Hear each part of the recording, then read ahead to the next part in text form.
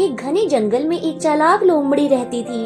वह अपनी चतुराई से हमेशा अपने लिए भोजन की व्यवस्था कर लेती थी। उसी जंगल में एक पेड़ पर एक कौवा भी रहता था। वह अक्सर अपनी मूर्खता के कारण धोखा खा जाता था।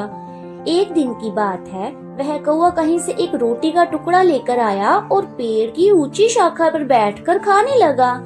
उसी समय नीचे से वह चालाक लोमड़ी गुजरी।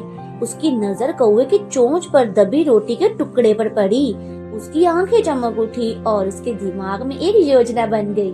लोमड़ी ने कौवे से मीठी आवाज में कहा, नमस्ते मित्र, आज तो तुम बहुत सुंदर लग रहे हो। तुम्हारे काले पंख तो जैसे चमक रहे हैं। लगता है तुम जंगल के सबसे खूबसूरत पक्षी हो। कौवा, जो पहले ही अपनी तारीफ सुनकर बहुत खुश हो गया था और ध्यान से लोमड़ी की बात सुनने लगा। लोमड़ी ने फिर से कहा, मुझे लगता है कि तुम्हारी आवाज भी बहुत सुरीली होगी। अगर तुम एक मधुर गीत गाकर सुनाओ तो जंगल के सभी पक्षी तुम्हारे गुण गाने लगेंगे। कौवा यह सुनकर बहुत खुश हुआ।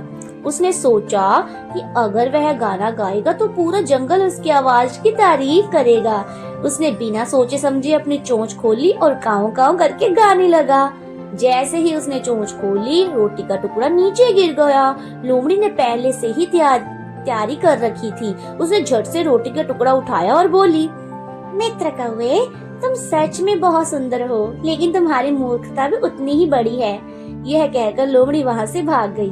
कौवा अपनी मूर्खता पर पछताने लगा, लेकिन वह कुछ नहीं कर सकता था। अब उसने खुद अपने लालच और अहंकार में आकर अपनी रोटी खो दी थी। तो इस कहानी से हमें ये सीख मिलती है कि चापलूसी करने वालों के झांसे में नहीं आना चाहिए और अपनी मूर्खता से अपना नुकसान भी नहीं करना चाहिए। और हमारी जिंदगी भी तो कुछ ऐसी ही है।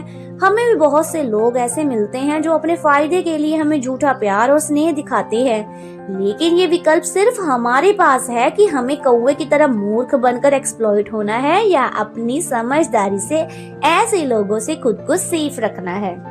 सो फ्रेंड्स, आई होप कि आपको ये वीडियो पसंद आई होगी। अगर वीडियो पसंद आई हो तो हमारे चैनल को सब्सक्राइब जरूर करिएगा। तो मिलती हूँ इसी तरह की और वीडियो के साथ। तब तक खुश रहो, मस्त रहो और जिंदगी हंसकर खुलकर जियो। Thank you.